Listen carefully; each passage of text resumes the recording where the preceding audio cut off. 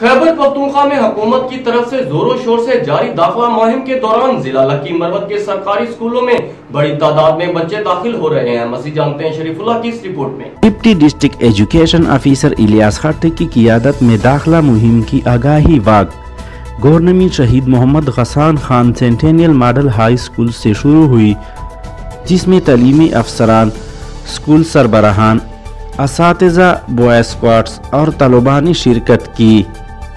स्कूलों में बच्चों के दाखिले की अहमियत के पैगामात पर मबनी बैनर उठाए शुरका ओल्ड कचहरी रोड पर मार्च करते हुए लारी अड्डे पर काजी इशफाक चौक पहुंचे, जहां पर मौलाना तमीजुद्दीन ने अपने खिताब में कहा कि तालीम का हसूल बच्चे का बुनियादी हक है।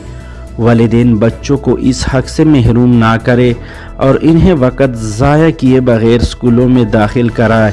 इससे कबल तकरीब में डिप्टी डीओ इलियास खटक ने दीगर तालीमी अफसरान के हमरा बच्चों के दाखिला फार्म पर दस्तखत किए और इन्हें फ्री स्कूल बैग्स दिए।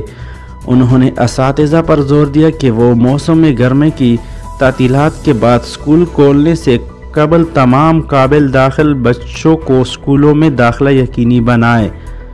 तकरीब के बाद तालीमी अफसरान और बॉय स्क्वाड्स ने स्कूल के अहाते में पौधा लगाकर शजरकारी मुहिम का इफ्तिताह भी किया। कैमरामैन सफीरुल्लाह के साथ शरीफुल्लाह की मरवत।